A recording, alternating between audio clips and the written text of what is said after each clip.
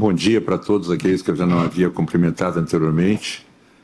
Por mais que eu tenha cabelo branco, na verdade não tem nenhum cabelo que não seja branco, aqui é uma estreia, né? E você sabe muito bem disso. Eu não posso deixar de fazer uma referência, então, ao Sérgio, que eu conheço como Serginho, já que tu mencionaste. Nós fomos colegas, para quem não sabe, desde 6 anos de idade, ininterruptamente. Certo? Para o prazer ou desprazer de um de nós, mas nós somos colegas desde o antigo primeiro ano primário, entrando na faculdade de medicina. Nossas mães tinham sido colegas no Bom Conselho e nossas filhas foram colegas no curso de medicina da PUC, né? Mas nós não somos casados. Simplesmente, a única diferença relevante entre nós é que ele é um bom gremista e eu sou um bom colorado, mas sempre um prazer. E foi o acadêmico Sérgio que fez o primeiro contato, depois agora sucedido pelo Jefferson, que é uma pessoa, enfim, que me viu andar na pediatria, assim como eu o vi andar na pediatria. Somos contemporâneos, temos 1 ano só de diferença. Eu sei que parece muito mais, que eu seja muito mais velho, mas é só 1 ano, né?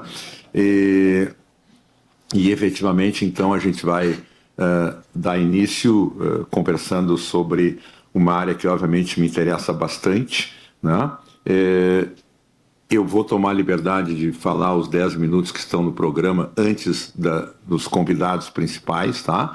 Mas, de imediato, eu vou passar para o Dr. Pedro a palavra para fazer a apresentação dos 2 palestrantes de hoje. Bom dia a todos, então. Hoje teremos 2 palestras. A primeira, Mudaram as Gestões do Século XXI.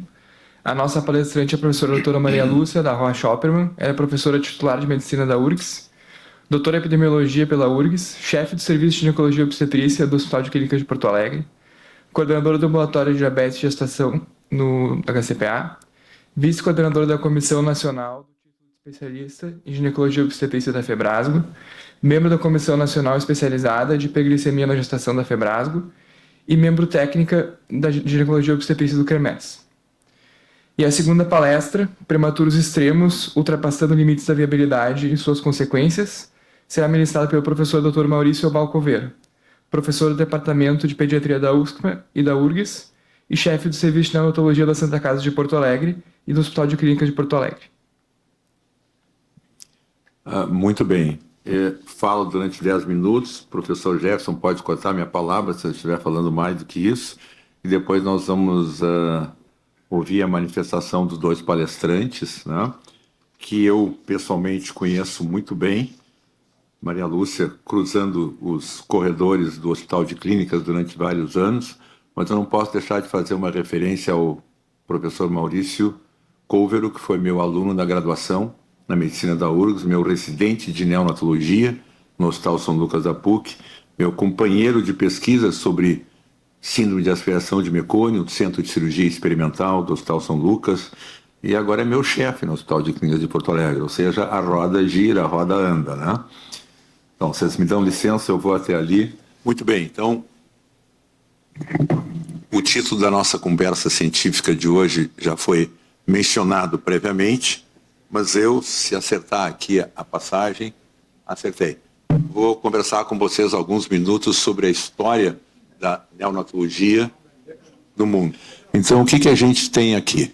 Primeiro, nós vamos conversar sobre uma subespecialidade pediátrica extremamente jovem, extremamente moderna, digamos assim, durante muito tempo, inclusive, invisível, até porque os recém-nascidos prematuros pareciam completamente inviáveis e quase sem o direito à vida, tá?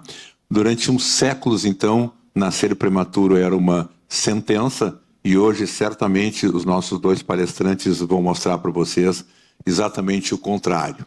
Eu quero lembrar, não todos, mas alguns nomes que foram muito importantes para nós nessa área, começando não por um pediatra, por um obstetra, Stéphane Tarnier, que foi o primeiro que, olhando incubadora de aves num zoológico de Paris, ele decidiu levar as incubadoras primitivas para servirem de apoio aos recém-nascidos. Isso imediatamente reduziu muito a mortalidade, né?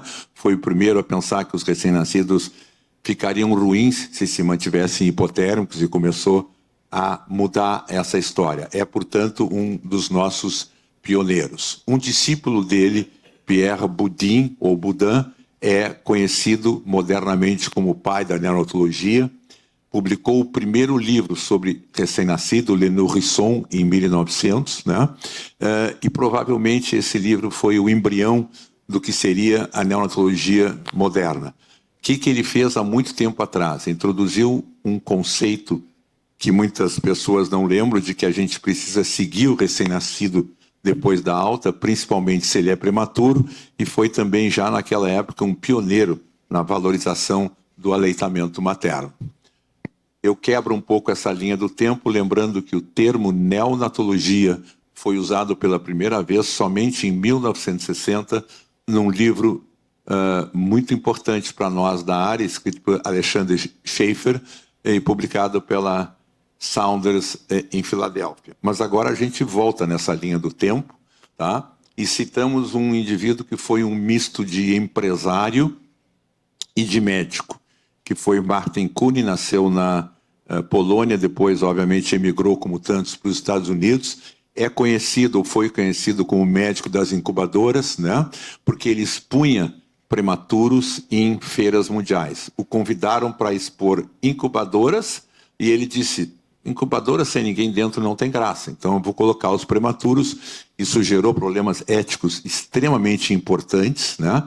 Ele cobrava 25 centavos de dólar para as pessoas entrarem nas feiras e ele usava grande parte desse dinheiro, provavelmente para ter algum lucro, mas usava grande parte para pagar o tratamento dos prematuros, porque na época os hospitais não aceitavam que esses nenês fossem internados, tá? Salvou muita gente, melhorou a sobrevivência. Vocês podem ver aqui uma foto sem grande qualidade do que seriam essas exposições patrocinadas por Martin Kuhne, tá? Aí a gente pula bastante e fala sobre a professora Maria Helena Avery, a primeira mulher a ser chefe de um departamento da Escola de Medicina de Harvard, foi especificamente de pediatria.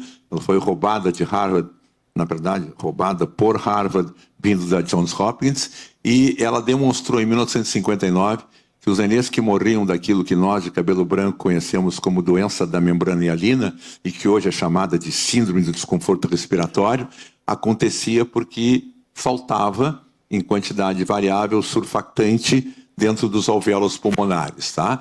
Essa é tida como uma das principais descobertas da medicina moderna no século XX. Tudo isso abriu caminho para repor surfactante, que hoje é uma atitude muito comum na nossa área. E, além disso, ela também conduziu o primeiro estudo sobre corticoide antinatal, que ainda é hoje, na moderna obstetrícia, o estado da arte. Ela foi a primeira autora da publicação do primeiro estudo em 1980, mostrando que o corticoide antinatal acelerava a produção de surfactante e diminuía em 40% a 50% a incidência da doença naqueles cujas mães haviam recebido. E naqueles cujas mães não haviam haviam recebido corticoide, mas o nenê teimava em demonstrar a patologia, essa patologia era mais suave, mais leve, mais facilmente tratada, tá? Não sei quantos vão lembrar desse aspecto aqui, mas a gente teve um catalisador político na evolução da neonatologia moderna, que foi John Fitzgerald Kennedy. A gente se lembra da Caroline ou Caroline, a gente se lembra do John Jones, que morreu pilotando seu próprio avião, mas existiu durante 39 horas o Patrick. Tá? Se não me falha a memória, John Kennedy foi assassinado em Dallas em novembro de 63, certo?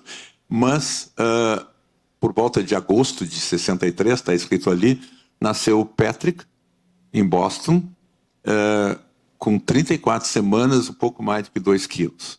A gente brinca hoje, o professor Maurício há de concordar comigo, que nós trataríamos e faríamos esse nenê sobreviver com um olho vendado e uma mão presa atrás. Mais de 97%, 98% de chance de boa sobrevivência. Mas o Patrick desenvolveu a doença da membrana hialina e o Patrick não sobreviveu, vindo a morrer 39 horas depois. Os médicos da época tinham, alguns de vocês conhecem, os Bird Mark VII ou Mark VII, ventiladores de adultos, que traziam péssimos resultados quando usados em recém-nascidos, e eles tinham um critério: nós só vamos utilizar se o paciente durar mais do que 48 horas. Vocês viram que faltaram 9 horas né, para o Petri passar esse prazo, como lá era os Estados Unidos e não o Brasil, mesmo o presidente ou o filho do presidente não se encaixou numa das exceções, mas naqueles 2 meses que John Kennedy viveu antes de, obviamente, ser assassinado, ele liberou verbas de mais de 2 bilhões de dólares para pesquisas, especificamente em prematuridade, e que levaram, inclusive, depois, mais tarde, ao desenvolvimento do primeiro ventilador neonatal de grande escala nos Estados Unidos, que era o Baby Bird, na verdade, feito pelo mesmo inventor, Bird, dos Bird Mark VII. Né? Se a gente seguir, já que isso aqui é um dado que mostra como a política e a relação social pode influenciar no exercício da medicina, eu lembro para vocês, então, que a especialidade da neonatologia foi construída, né? Tem em 63 a história do filho do Kennedy, o CPAP neonatal, que hoje é um ovo de Colombo, usado inclusive na reanimação neonatal por um anestesista californiano chamado George Gregory. Só em 1975, faltavam 3 anos para o professor Jefferson se formar, que a Academia Americana de Pediatria reconheceu a neonatologia como subespecialidade, e tem uma historinha interessante, já estou chegando no final, sobre um japonês chamado Tetsuo Fujiwara, que usou pela primeira vez surfactante exógeno proveniente do pulmão bovino para tratar recém-nascidos com a doença da membrana hialina ou síndrome do desconforto respiratório. Tá? E aí, então, a gente fala rapidamente sobre a revolução do surfactante. Nós já citamos Mel Avery, né? E o Fujiwara está ali por quê? Porque ele era um Clinical and Research Fellow da professora Avery e brigou com ela 2 meses antes, porque ele queria já usar em anima nobile, e a professora achava que isso era muito precoce. Ele voltou brigado para Tóquio, se diz hoje que ele nem conseguiu o certificado famoso que levaria a que ele tivesse um lugar importante no Japão, mas ele levou o material e lá conseguiu a licença para matar um boizinho, fazer um macerado pulmonar, extrair o surfactante, colocou 10 crianças com diagnóstico clínico, radiológico e gasométrico de síndrome de desconforto respiratório, usou surfactante derivado do boi. As 10 crianças sobreviveram, 2 morreram por infecção nosocomial, e ele publicou no New England exatamente para dar um tapa, quem sabe não de luva, na professora Mel Avery. Os americanos ficaram muito chateados com isso, seguiram por caminho do surfactante completamente sintético, depois deram a volta, hoje aceitam, né, o artificial, lembrando que hoje sabe-se que 30% a 40% do surfactante do boi, do porco ou da ovelha, que são os naturais que existem atualmente, eles são reabsorvidos e usados para síntese de novo de surfactante pelo próprio pulmão do recém-nascido, naqueles pneumócitos arredondados, chamados pneumócitos do tipo 2. Tá? Tudo isso fez o que vocês estão enxergando aí. Uma queda de mais de 150, mais de 160 mil recém-nascidos, mais de 160 recém-nascidos por 1.000 recém-nascidos vivos, para menos de 5 atualmente. Eu tenho certeza que os palestrantes vão conversar sobre isso. Provavelmente, terminando, eu lembro que, como disse Pierre Bourdieu, os prematuros são crianças que nascem com direito à vida, e isso aí é um dever nosso garantir que esse direito seja estabelecido e utilizado. Bom dia a todos. Para mim é um grande orgulho estar aqui presente, né, frente a essa academia, ainda mais com o convite do professor Piva e do professor Manuel. Né? Eles foram, além de professores, né, aquelas pessoas que realmente a gente espelha o que a gente gostaria de ser no futuro. Né? E, com certeza, cada um tem uma participação importante na minha formação, né? Junto com outros professores, né, o professor Jorge Luz, né, que nos deixou há pouco tempo, o doutor Fiore, né, entre vários outros nomes, mas com certeza vocês dois aí têm um impacto muito importante. Então, vou começar a nossa apresentação. Eu acredito que a maioria já deva conhecer, né, eu trabalho então no Hospital Nora Teixeira, então tem uma parte, todo o primeiro andar é centro obstétrico, né, maternidade, e tem 12 suítes, onde ficam os binômios mãe-bebê. E tem uma ligação com o Hospital Santa Clara, ao fundo, que é onde fica o UTI neonatal. Então, houve uma expansão bastante grande dessa unidade, né, passando aí de 300 a 400 partos por mês, então uma expansão bastante importante, e a UTI neonatal conta com 41 leitos. Então, houve toda uma modernização ali a partir de 2020, então, em termos de equipamentos, são unidades bastante importantes, né? Lembrar toda a questão histórica da Santa Casa, e o Hospital de Clínicas também, né, com toda uma renovação de tecnologia, então são unidades onde o atendimento aos recém-nascidos são muito bem executados. Aqui uma curiosidade, né, apesar de eu falar que o número de partos aumentou muito, a natalidade ela vem diminuindo bastante. Então, desde 2015 até 2025, ali onde tinha quase 20 mil partos e caiu para em torno de 13 mil, numa queda constante. Então, realmente está havendo uma redução no número de partos, isso em Porto Alegre.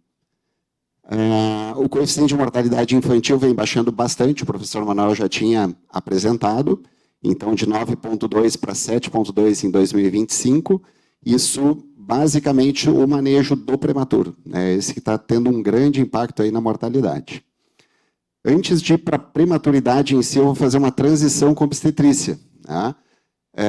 Outro impacto bastante grande é a medicina fetal. O professor Magalhães, no Hospital de Clínicas, um pioneiro aí com certeza nessa área, mais de 30 anos atuando na medicina fetal, e vários procedimentos ajudaram a melhorar a qualidade de vida desses recém-nascidos.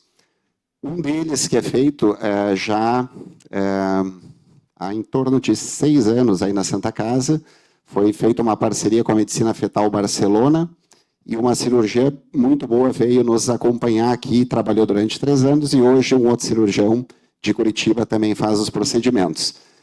Esse aqui é um procedimento impressionante, né? Se coloca na hérnia diafragmática congênita, né? Então tem o conteúdo abdominal fica intratorácico, com isso existe uma compressão do pulmão e uma hipoplasia pulmonar. Então se consegue na vida fetal colocar um balão intratraqueal. Então, se faz uma fetoscopia, localiza a corda vocal do bebê, coloca um balão para ocluir a traqueia. Como o pulmão fetal ele produz bastante líquido, esse pulmão ele vai se expandindo ao longo do tempo. Então, antes do nascimento, esse balão é retirado e esse pulmão aumenta a expansão. Então, é um procedimento realmente, para quem não é do meio, e mesmo para quem é do meio, nos impressiona cada vez. Esse é um bebê que teve alta, então era uma hérnia diafragmática congênita, só se faz em casos gravíssimos, onde a mortalidade é muito próxima de 100%. Então, o fato de ir um bebê bem para casa, em ar ambiente, depois de longos 3 meses de internação, deixa bastante orgulhosos. Esse aqui é um outro caso, isso aqui foi uma intubação fetal. É um tubo endotraqueal colocado na vida fetal. Então, muito próximo do nascimento, no dia da cesariana, se fez também uma fetoscopia e, através do trocáter, se passou um tubo endotraqueal. Então, foi monitorizando o trocáter por ecografia e, quando o trocáter chegou com o fetoscópio na traqueia, se fez a introdução do tubo pelo trocáter, tirado o trocáter. Quando o bebê nasceu, ele já estava com o tubo endotraqueal exposto, né? Então, foi uma turma grande ali que participou desse procedimento. Então, eu estava em sala de parto, cirurgião pediátrico, cirurgião torácico, e também teve uma evolução clínica muito boa. A gente não tinha certeza de garantir nem traqueostomia, nem intubação após o nascimento. Com a intubação fetal, tranquilizou bastante aí o atendimento. Aqui também a correção de meningomielocele intraútero, né? Então, se faz literalmente uma cesariana, se aspira o líquido amniótico, faz uma cesariana, expõe o dorso do bebê, faz a correção cirúrgica, devolve o bebê para o útero dessa gestante e a gestação segue adiante. Também bastante impressionante. Esse já foram mais de 10 casos realizados ali na Santa Casa, e o aspecto inicial é esse aqui. Então, aquele bebê que deveria internar e fazer todos os procedimentos, já nasce praticamente resolvido o problema cirúrgico. Então, feita a transição com a Malu, vamos então para prematuridade extrema, né? Então, hoje a gente está tendo desafios bastante impressionantes, né? Esse é um bebê aí de 450 gramas, essa palma da mão ali, né? Praticamente cabe numa palma. E esses bebês, eles estão tendo chance de sobrevivência, né? Ao longo da história da neonatologia, esse limite de viabilidade, ele reduziu bastante, né? Antigamente, bebês de 1 kg, 1,2 kg, 700, eram inviáveis, né? Hoje a gente faz um atendimento pleno. Lembrar que o bebê ele é prematuro como um todo, né? Então, o sistema imunológico, renal, hepático, auditivo, cerebral, cardíaco, pulmonar, todos os órgãos são envolvidos nessas questões de prematuridade. A gente sabe das complicações de cada órgão e busca precocemente localizar os problemas aí em cada um desses sistemas. Na vida pulmonar, aqui eu vou subir e apontar, a gente está atendendo bebês na fase ainda canalicular de desenvolvimento pulmonar, né? Então, não tem nem o pneumócito tipo 2, que produz o surfactante, a gente está atendendo, intubando, ventilando e tirando muitos desses bebês. Então, realmente, são caminhos longos, 4, 5 meses de internação, né, com segmentos bastante interessantes. A nossa sorte é que em torno de 11, 12% dos partos no Rio Grande do Sul são de prematuros, mas só em torno de 1% é que são abaixo de 28 semanas, que é o grupo de altíssimo risco, né? Esses prematuros extremos são os que realmente complicam mais, não que não exista mortalidade em outras faixas, né? Mas os abaixo de 28 semanas sempre requerem bastante cuidado. Aqui, para ter uma ideia, também, um bebê que nasce com 24 semanas de idade gestacional, ele tem cerca de 20% a 25% do volume cerebral de um recém-nascido a termo. Então, a gente tem que fazer esse cérebro crescer da forma mais saudável possível, deveria estar intraútero e já está ali sofrendo, né, ventilação mecânica, múltiplos procedimentos e já exposto à vida, né? Aqui também a migração neuronal, como ela acontece, ainda não está completa com 40 semanas. Então, toda essa migração neuronal tem que acontecer num período crítico do recém-nascido dentro da UTI neonatal. Hemorragia intracraniana é uma complicação que acontece, né? E é sempre a nossa maior preocupação, né? Porque o dano neurológico é o que mais nos preocupa e a gente quer o bem-estar dos bebês, não adianta sobreviverem a qualquer custo, né? Então, essa é a medida que a gente tem que saber, né, até onde ir e a partir de onde também tem que saber parar em algum momento. Aqui a incidência de hemorragia intracraniana ao longo dos anos, né? O professor Manuel tinha mostrado em relação à mortalidade, aqui a gente está vendo em relação à hemorragia, desde 91 até 2005, com quedas bastante importantes aí na incidência de hemorragia intracraniana. Aqui também é um outro gráfico de acordo com a idade gestacional. Então, desde 24 semanas até 40 semanas, essa aqui é a necessidade de ensino especial por faixa de idade gestacional. Então, a gente vê que ele com 24 semanas, em torno de 50% vão ter necessidade de um ensino especial. Isso é um indicador de que realmente essa criança tem algum comprometimento e vai caindo gradativamente.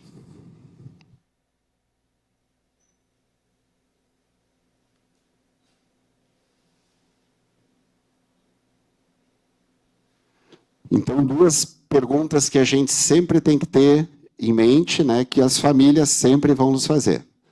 Meu filho vai sobreviver e vai ter alguma sequela, né? E nem sempre a gente pode dar essa previsão tão cedo.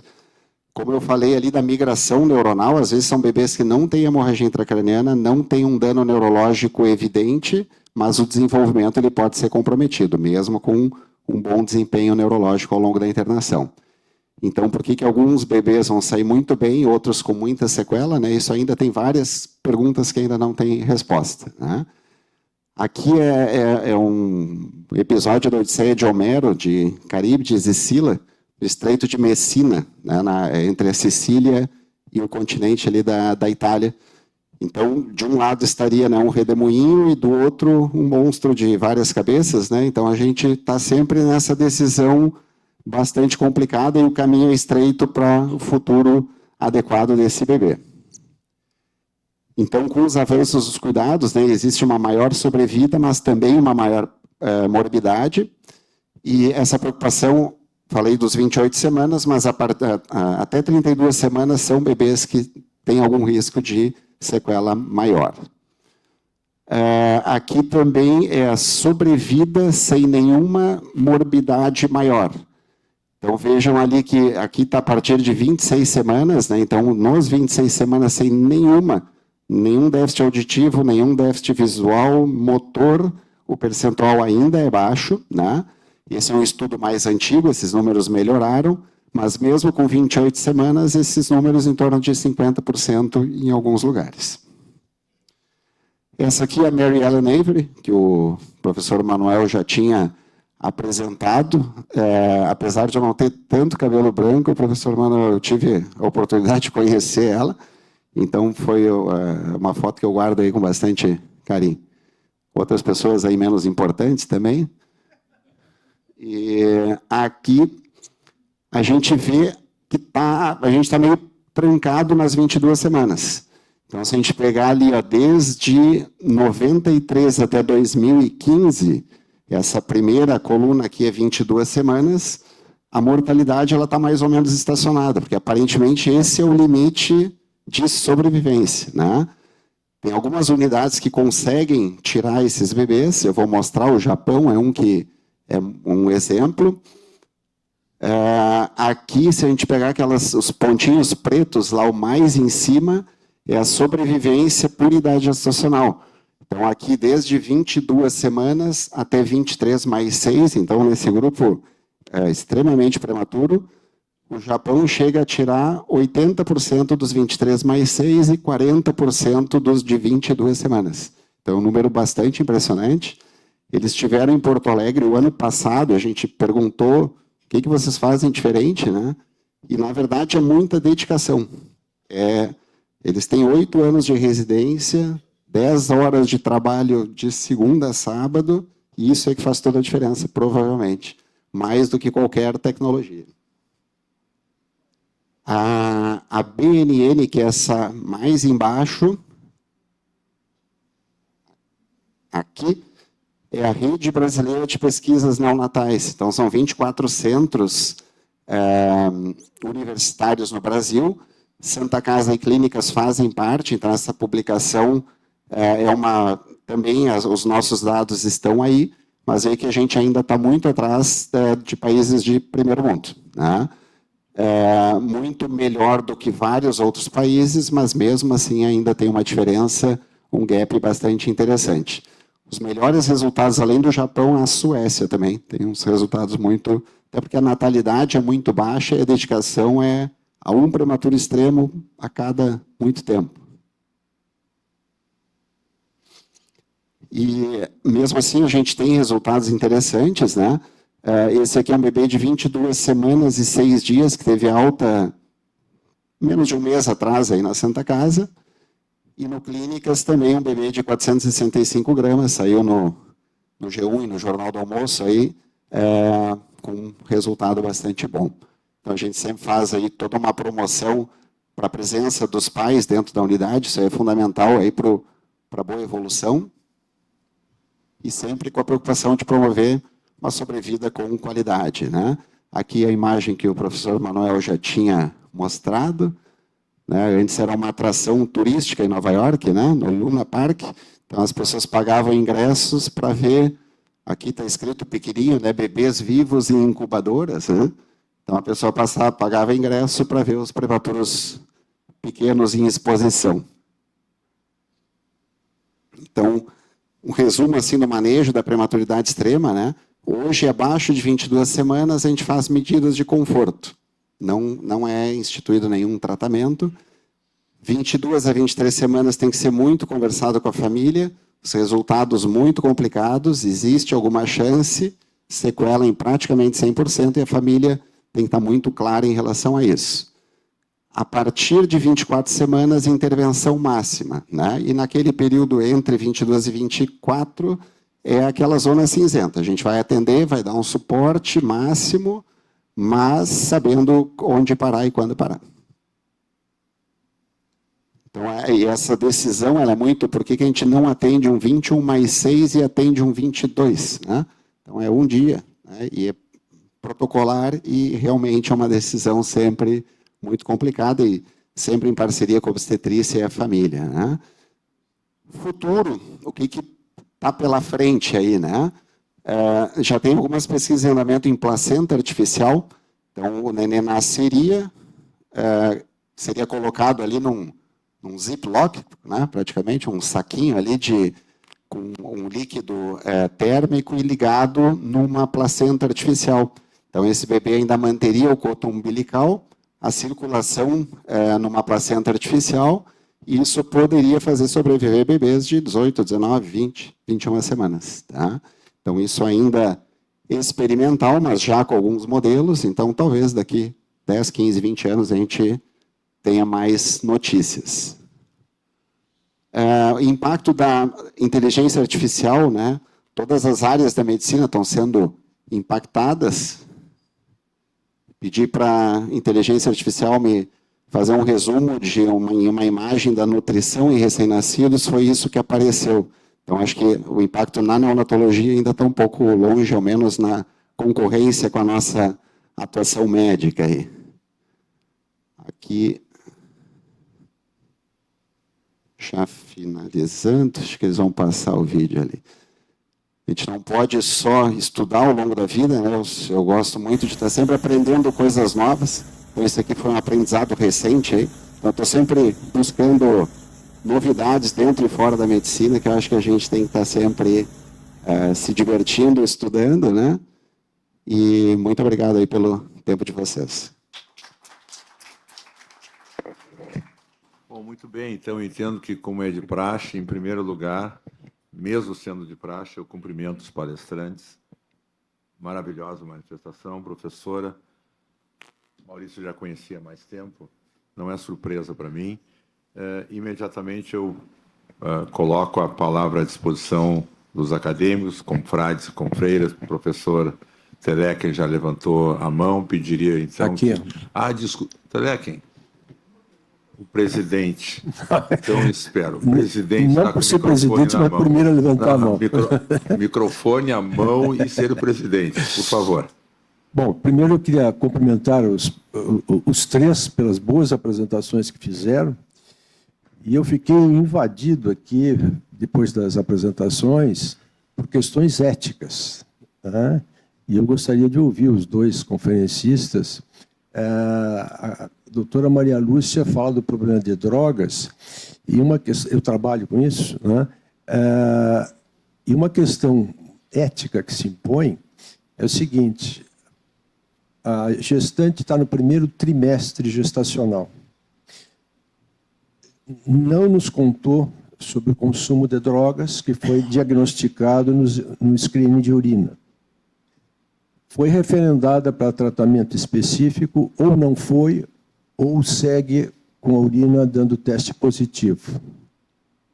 O que fazer pensando no feto?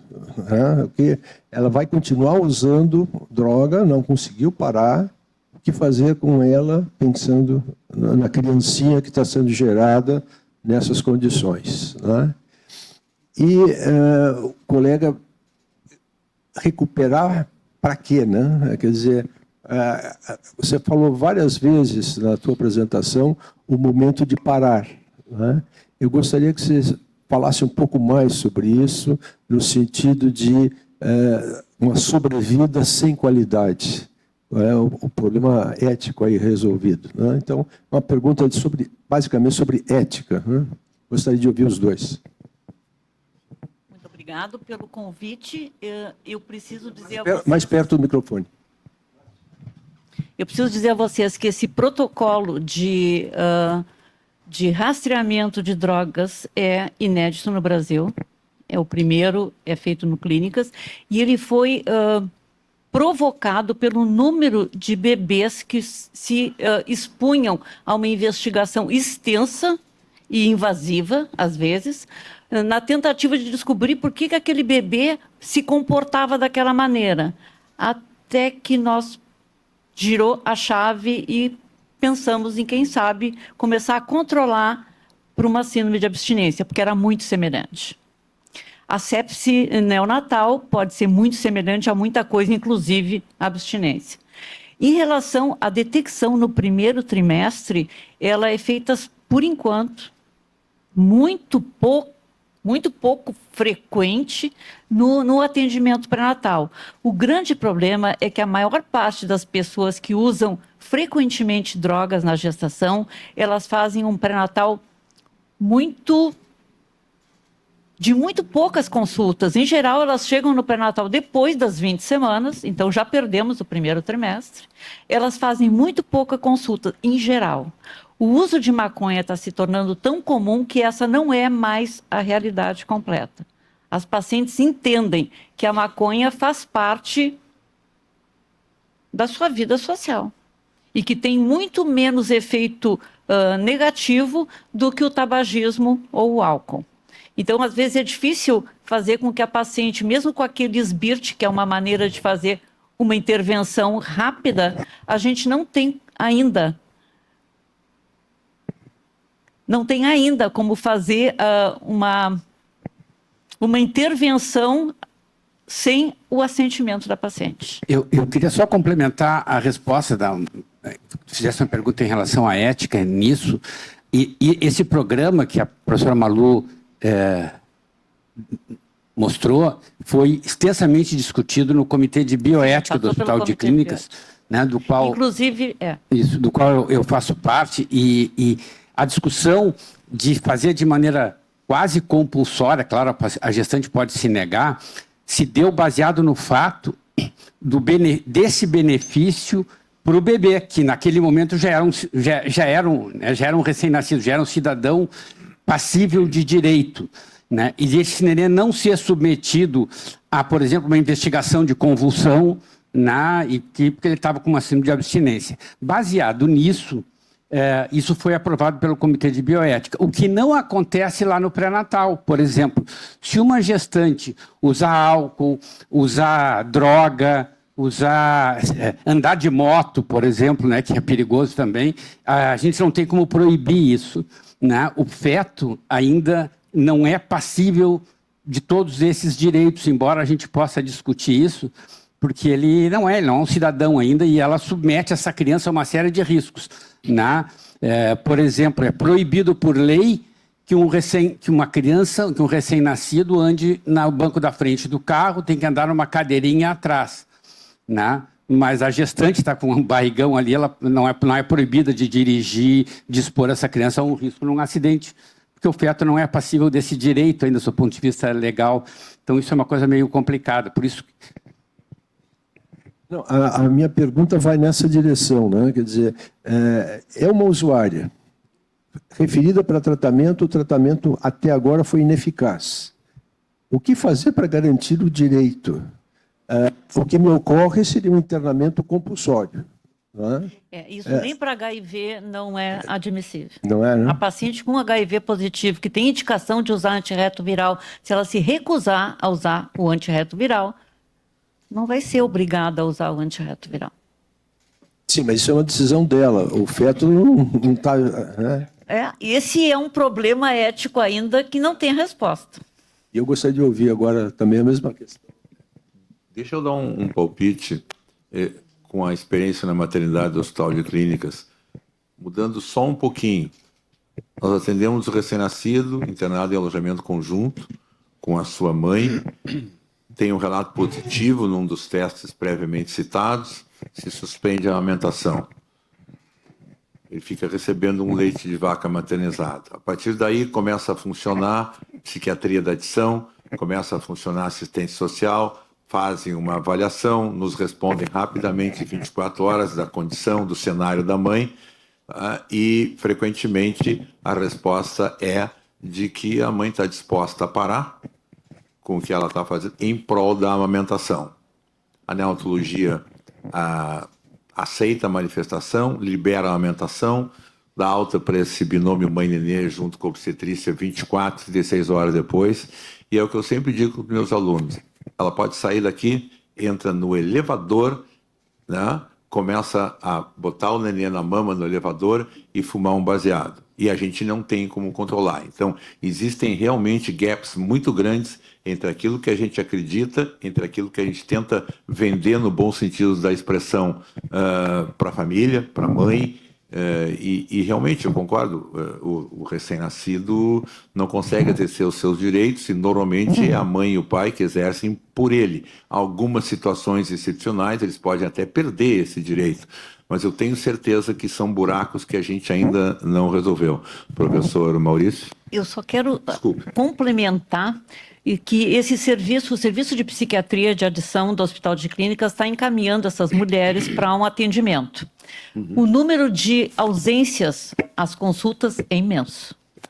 Mas, de qualquer modo, como o Conselho Tutelar é também comunicado do risco dessa criança, já se observou, eu não sei se tem relação, foi uma inferência que eu fiz, uma redução na mortalidade nos primeiros 30 dias nas pacientes que estão sendo seguidas. Então, talvez a gente tenha conseguido algum impacto, mas realmente isso é uma inferência minha. É um dado separado que não tem como afirmar que seja somente por isso. E essa incidência, ela é assustadora, né, a quantidade, e ela provavelmente é maior, porque as gestantes já sabem que no Hospital de Clínicas é feita essa triagem, e algumas não vão para o Hospital de Clínicas por saber que essa triagem é feita obrigatória. Então é possível que esse número seja ainda maior. Essa iniciativa ela é recente, né? Então a mãe usuária de drogas, no momento da alta, a Secretaria de Saúde ela é comunicada, e o conselho, e existe uma busca nesse ambiente familiar para garantir segurança. No ano passado, houve 6 óbitos de mães usuárias de drogas que saíram de hospitais de Porto Alegre. Então, isso deu um alerta justamente, né? Se ela usou a gestação inteira, por que não vai continuar usando? Ela sabia que era prejudicial, né? Então, realmente é muito complicado. Em relação ao recém-nascido prematuro, é motivo de discussões em todos os seminários, em todos os lugares do mundo, né? Então, o que é o mais importante? É definir no teu serviço quais são os teus resultados e as tuas expectativas e deixar a família muito clara em relação a todas as expectativas ou frustrações que podem acontecer.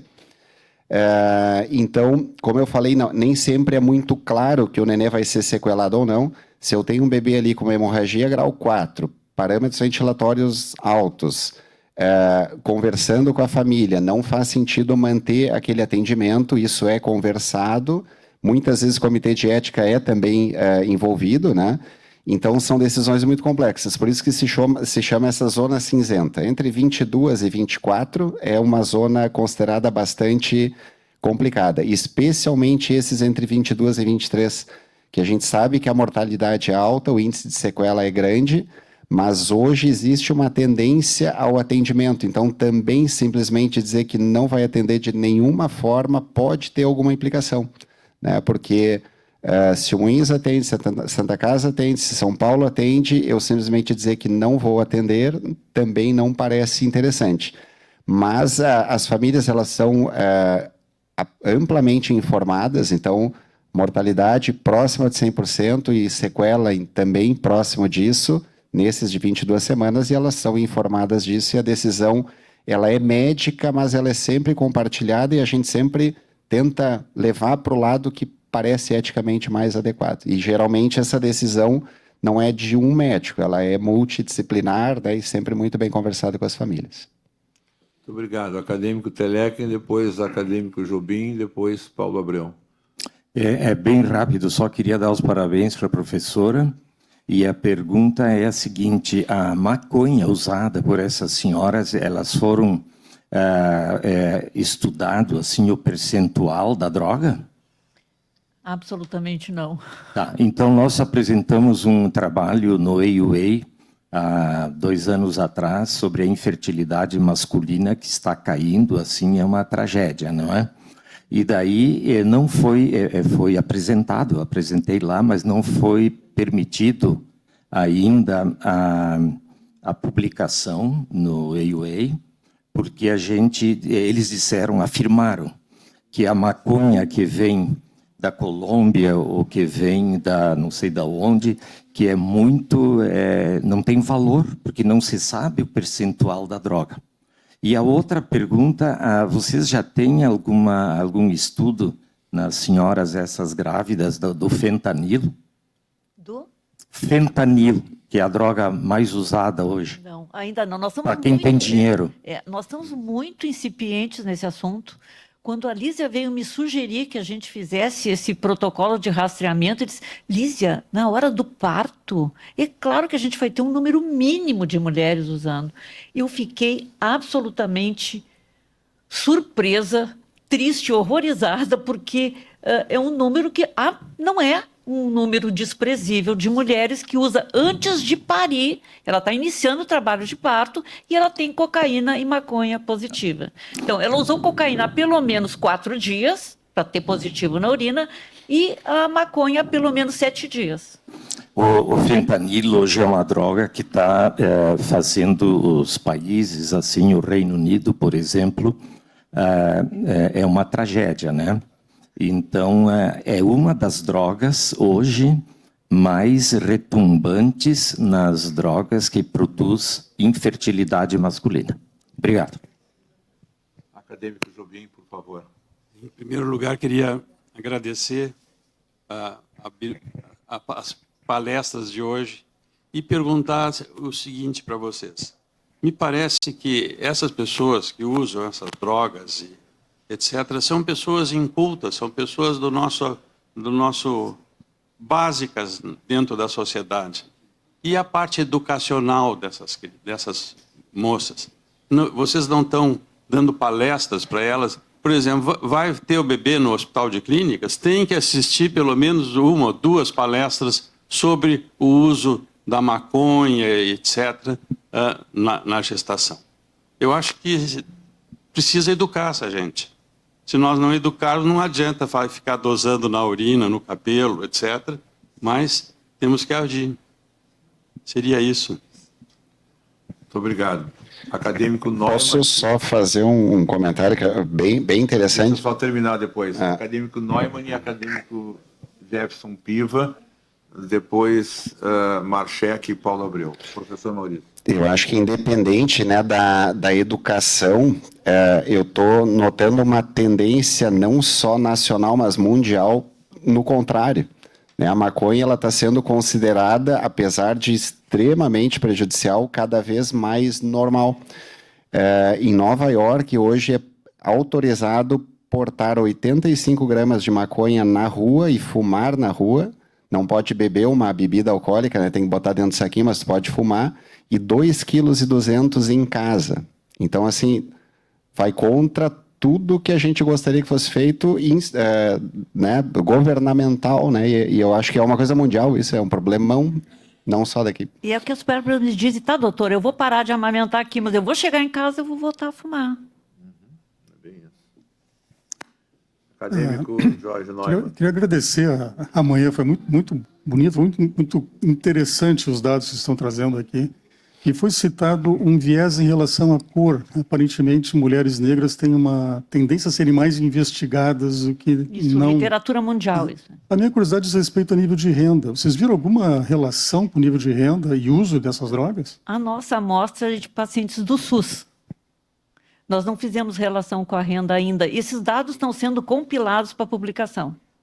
Mas nenhum desses dados que eu apresentei podem ser usados porque eles não foram publicados ainda. Mas eu achei que era interessante vocês conhecerem, porque eles serão publicados, sim. Muito obrigado, professora. Acadêmico Jefferson Piva. Bom, em primeiro lugar, parabéns pela apresentação. Esses dados são estarrecedores, né? Mas eu acho que eu queria fazer uma análise um pouquinho maior, inclusive fazendo um gancho com o que a gente discutiu hoje de manhã. A gente olha todos esses gráficos, tudo que se vê aqui, a medicina nunca avançou tanto quanto avançou nesse século. É um negócio impressionante. Hoje eu costumo dizer que nós temos dificuldade até para definir se alguém está morto, né? Por isso tem teste de morte para morte encefálica. Hoje nós estamos falando em discussão de bebês de 22 semanas, são 400 gramas, quer dizer, e em todas as áreas, né? Só que nunca os médicos tiveram tão pouco prestígio quanto tem agora, fazendo o gancho que nós discutimos hoje de manhã. O que aconteceu? Eu vou fazer uma tentativa de uma análise da evolução. No começo do século, nós lidávamos com esses grandes marcadores. Nós tínhamos que aumentar a sobrevida para aumentar a produção. A sociedade era a nossa parceira no desafio. À medida que a gente diminuía a mortalidade por varíola, mortalidade no trabalho, aumento da sobrevida, a sociedade se beneficiava disso. A partir da metade do século, no final do século passado, até a definição de saúde mudou. É o bem-estar físico, psicossocial, né? E o que acontece? Nós que antes passamos de protagonistas, nós passamos a ser prestadores de serviço, porque saúde hoje é o bem-estar, né? E as pessoas podem fazer essa escolha, a escolha de não se vacinar, a escolha de continuar bebendo, fumando, né? E nós temos pouca ação como protagonista, porque nós, infelizmente, nós perdemos aquele protagonismo que a sociedade nos dava. Nós somos uns prestadores de serviço. Então, Jobim, essa é a grande dificuldade. Eu não faria esse julgamento, até porque não foi medido. Aqui, claro, que a gente pega a população do clínicas que é usuários do SUS. Mas eu não sei se essa estatística aí, tanto de álcool e drogas, é diferente na classe social mais alta. Né? Não é, né? Então, isso é o que a nossa sociedade está apresentando. Então, se por um lado nós melhoramos nossos marcadores, aquilo que nós somos motivados, de outro lado, a gente não consegue sensibilizar a sociedade naquelas coisas que podem modificar a qualidade de vida. E é uma dificuldade nossa de diálogo, inclusive que nós estávamos falando hoje de manhã. Como tu vai dizer para alguém uma coisa óbvia, que não pode ter 500 faculdades de medicina nesse país? Mas a sociedade, ela está surda para os nossos argumentos, né? Então, eu queria parabenizar, eu acho que nós estamos no nosso caminho, realmente a gente tem que discutir as coisas. Infelizmente, nós temos que ter um caminho para tentar envolver a sociedade nesse desafio. Muito obrigado. Acadêmico Marchek, Paulo Abreu e meu ex-professor Heitor Henschel. Na ordem. Tá bem. Não, eu só queria, desculpe que eu vou botar um pouquinho de política aqui no meio, mas é só para citar, eu não me meto nisso, não é? Mas o que acontece, eu gostei muito da apresentação hoje, só que eu acho que essa apresentação tinha que ser conhecida pelo Brasil todo, pelas pessoas, porque as pessoas às vezes não conhecem essas coisas. Então, eu sou de um grupo, participo do grupo, que eu fui professor da USP em São Paulo, e eu participo do grupo da USP lá, e a USP estava muito preocupada com a Cracolândia. E aí eles resolveram fazer uma investigação na Cracolândia, e investigaram, e chegaram à conclusão, ficaram impressionados, que tinha mulheres drogadas, que ficavam drogadas, e que chegavam a transar numa noite com 3 caras diferentes, né? E engravidavam. Então, a USP resolveu que tinham que fazer, trancar a possibilidade de gravidez, tanto nos homens como nas mulheres, dos drogados, né? E aí, eu me lembro que uma das coisas que me deixou triste de ver foi a Maria do Rosário, que deu uma declaração dizendo o seguinte: por que pobrezinha de uma drogadinha não pode ter o seu filhinho? Tem que fazer a ligadura e ela não pode ter filhos, né? Evidente que ela não sabe isso, porque se ela soubesse tudo isso que nós vimos hoje aqui, não é? Certamente não ia dizer essa bobagem, né, de filhinho, porque qual de nós queria ser filho de uma mãe drogada e que nem conheceu qual foi o pai que fez o filho? Desculpe. Muito obrigado, acadêmico Paulo Abreu. Bom, eu obviamente tenho que dar os parabéns, foi muito interessante esse esclarecimento. Eu só não queria tirar demais a parte de questão política, mas lembrar uma outra coisa, porque eu fiquei impressionado, não foi citado aqui, numa discussão de casos que eu tive ontem, assim, tem um round de casos de um outro hospital privado, onde, na verdade, a grande preocupação é o uso e abuso de opioides em grávidas. Talvez é um viés, foi uma discussão do grupo no Moinhos de Vento, não sei, porque baixa muita gente com perfil diferente lá. Mas a quantidade de uso de opioide em gestante, e mais me impressionou que na apresentação, foi um residente que fez um caso clínico, ele revisou que faz sentido que os parâmetros até de uso de opioide na gestação é manter o uso para evitar uma abstinência, né? E, inclusive, esse uso tem que ser gradual, mas não pode suprimir, e ele diz isso, suprimindo, inclusive, mesmo depois do parto, mantendo na lactação. E aí aqui eu perguntei para a pessoa que estava apresentando, mas o que acontece com essa criança? O que acontece no desenvolvimento cerebral? Ele não tinha dados para me dar. Então, eu queria incluir nisso assim, opioides, né, derivar morfina, que é muito comum em pessoas que trabalham na área médica, médicos, enfermeiras, que usam isso e chegam grávidas e na verdade, o protocolo é seguir com esse uso. E o que a gente tem de seguimento dessas crianças, né, que seguem recebendo opioides na amamentação? O senhor tocou numa coisa que me preocupou muitíssimo. Todas essas drogas têm um efeito devastador na função executiva. Então, nós estamos formando um Brasil de pessoas incapacitadas de fazer, de ter um problema, tentar resolver esse problema para chegar a algum objetivo. Isso é assustador.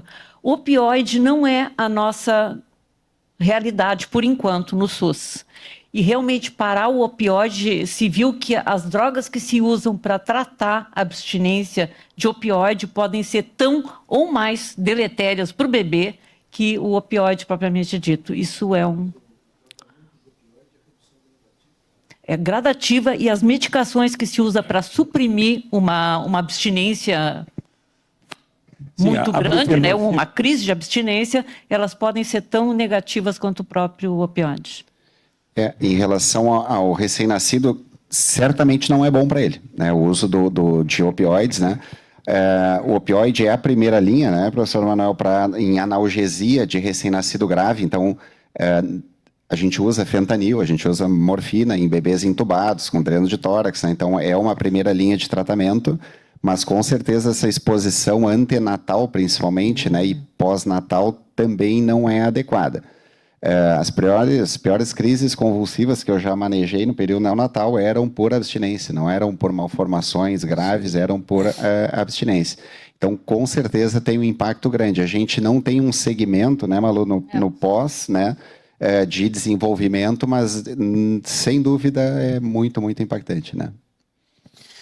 Apenas um comentário elucidativo.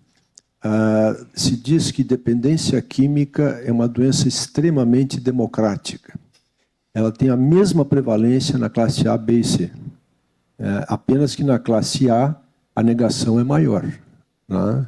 E as drogas são diferentes. Não necessariamente. Né? E que o tratamento de dependência de opioide passa por redução gradativa e não o uso de outras drogas, diferente de álcool, maconha e cocaína, né? E foi dito aqui com muita ênfase e propriedade que nos estimulantes a pior droga é o crack. Pessoas de crack não sobrevivem sem 4, 5, 6 pedras por dia. Isso realmente é uma coisa terrível. Então, daí as implicações éticas do assunto. Só um gancho a essa pergunta. No recém-nascido, quando a gente usa opioide por mais do que 5 dias, com indicação médica, tem que ser feita uma redução gradual. Não se sabe exatamente quanto passa intraútero, e não é toda gestante que dá positivo que tem abstinência, tanto que a gente não interna todos rotineiramente, né? parece muito aleatório, acho que de acordo com a carga recebida, com o perfil do recém-nascido, mas é um percentual ainda menor das que usaram que vai realmente internar por abstinência. Recém-nascido... Até para... Acadêmico Sérgio, professor Heitor, a gente está na frente, depois acadêmico Sérgio e mestre Bonô, nessa ordem. Obrigado. Na realidade, eu fiquei muito perturbado com as palestras de hoje. Elas me recordaram coisas que eu não gostaria mais de tê-las recordado, que eu já tinha esquecido. Comento 2 aspectos. Um que a professora Malu falou do último filho do Kennedy com a esposa, que era prematuro. Mas o primeiro também era prematuro, a primeira gestação dela. E foi diagnosticado insuficiência de progesterona. E foi receitado progesterona para ela grávida. E aí o custo de uma progesterona que tinha no mercado era $600 a 1 grama. E não existia no mercado. Aí foi instado pelo governo a necessidade de sintetizar progesterona. E quem liderou foi o Gregory Pincus, que fez a medroxiprogesterona baseado numa batata, que não é bem batata, mexicana, a Discorea, que passou de $600, passou para $2 a grama. Com isso ele ganhou o prêmio Nobel. O Sérgio está dizendo que não. Tá bom.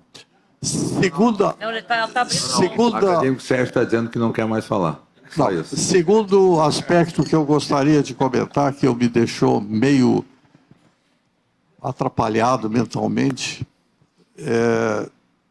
eu fui professor de obstetrícia durante alguns anos no Hospital de Clínicas. E tive um desprazer muito grande, que eu não recomendo para nenhum dos meus queridos colegas, que sejam processados por erro médico. Fui 4 vezes processado por erro médico. E uma delas, que perdura até hoje, eu não sei como é que está a situação, isso fica gravado, que um recém-nascido prematuro nasceu prematuro e sobreviveu prematuro com uma série de sequelas. E essa família processou o hospital, e acaba processando o chefe da equipe, que era eu, exigindo que pagasse para toda essa, além de indenizar os gastos que tiveram, pagar para o futuro até os 18 anos de idade, uma série de coisas. Bom. E estava no processo que um bebê canadense de 625 gramas sobreviveu sem nenhum tipo de sequela. Por que aquela criança sobreviveu sem sequela e essa filha deles tinha sequela agora? Ou seja, houve erro médico nessa coisa aqui, não se compara. E aí então vem todo o processo e os advogados conseguem escrever isso de uma maneira tão terrível. Pagar equiterapia, quer dizer, para a criança, é uma coisa terrível. Não é nada bom receber uma notícia dessa. E a professora Malu foi, há algum tempo, conselheira do Conselho Regional de Medicina, o Pereira, viu que mais a soma total dos processos de erro médico no Conselho Regional de Medicina são obstetrícia. A violência obstétrica que é dita lá, que nos machuca, que nos deixa... Então, a mim, deixar assim, eu não quero mais fazer isso, gente. Eu não quero. Por que eu vou me arriscar com 2 vidas? Eu não quero mais. E lastimo que essas coisas continuem. Lastimo não, melhorou muito. Tentar tirar essa palavra erro médico, violência obstétrica que tem por aí. Bom. Bem, essas coisas são muito machucantes, elas perturbam a nossa vida e toda a nossa existência. Eu já havia esquecido disso, mas hoje eu recordei um pouco essas coisas. E eu agradeço muito a presença da palestra de vocês por isso. É um assunto extremamente complicado que eu desconheci. Não imaginava que a professora Malu faria esse tipo de abordagem. maravilhoso, espetacular, fantástico. Meus parabéns pelo vosso trabalho. Tá? A mesa toda. Muito obrigado pela atenção. Professor, por favor, sim, acadêmico Bonneau, eu só quero reforçar o que o senhor falou, inclusive dentro da obstetrícia, há muito tempo se abandonou a expressão sofrimento fetal, que era a tradução literal de fetal distress, para a situação fetal não tranquilizadora, já que o reconhecimento de que o feto estava em sofrimento era um gancho para os advogados iniciarem processos bem-sucedidos. Certamente. Muito obrigado. Acadêmico Bonneau. Queria me somar aos colegas que elogiaram a mesa e fazer algumas considerações sobre isso. O que me parece assim que estarrecedor, como disse o acadêmico Piva, os dados que foram apresentados hoje. E isso quase não se apontou assim, não se tirou uma solução para isso, se sabe de uma série de entraves que tem. E eu diria o seguinte, aqui vários colegas que são especialistas da área ficaram estarrecidos com os dados que foram apresentados e a utilização das drogas por gestantes. Agora, a minha pergunta, até que ponto, se nós, os acadêmicos que estão aqui, não têm conhecimento, até que ponto o poder público vai resolver algo que ele não sabe que existe? Que ele não sabe que existe esse problema do uso de drogas na parte da obstetrícia. Isso me fez lembrar um episódio que aconteceu com o Dr. Renato Fiori, que foi elogiado aqui no início da nossa sessão. E eu queria me somar a esse elogio a ele, porque eu estava na secretaria e, na ocasião, houve uma demanda judicial contra a secretaria em relação aos surfactantes. Os surfactantes não eram uma medicação que fosse usada normalmente, isso por volta da metade da década de 90. E aí o assunto chegou às mãos pelo Ministério Público. O Ministério Público tomou conhecimento do drama que ocasionava nos nossos hospitais pela ausência de surfactante, principalmente na linha do SUS. E eu fui intimado a comparecer ao Ministério Público para discutir esse assunto. E na ocasião eu perguntei ao pessoal do Ministério Público, que elogiaram muito o Dr. Renato Fiori, e eu me somei também a esse elogio e que ia tentar conversar com o pessoal da secretaria. O pessoal da secretaria conhecia o problema, mas não havia apresentado textualmente o custo disso. Na ocasião, eu recorri ao governador e disse: governador, nós estamos com esse problema e isso vai dar um gasto mensal de X. Nós precisamos que isso seja resolvido. O governador me questionou vários aspectos e disse assim: vai lá e fala com o secretário da Fazenda, que eu vou ligar para ele agora. Então, eu fui lá na secretaria conversar com o secretário e a gente conseguiu o recurso que possibilitou a utilização do surfactante nos pacientes do SUS naquela época. Então, eu diria o seguinte, foi uma ação judicial por um médico que vocês conhecem, que foi elogiado, que foi o Renato Fiori, reconhecido por nós da secretaria na ocasião, que iniciou-se a solução para um problema. Então, acho que esse tipo de problema que nós estamos vendo aqui, volto a dizer, concordo plenamente, são estarrecedores e que envolve as drogas antes, durante, depois da paciente. Acho que isso tem que ser levado ao poder público, para que o poder público responda de alguma forma, primeiro administrativamente e depois judicialmente, se for o caso. É mais uma reflexão que eu deixo aqui como médico sanitarista de tempos passados. Obrigado pela apresentação. Acadêmico Bonneau, lhe agradeço profundamente. A lembrança do nome do professor Renato Fiori deveria ter sido mais importante da minha parte. Eu sei que o acadêmico Jefferson o fez.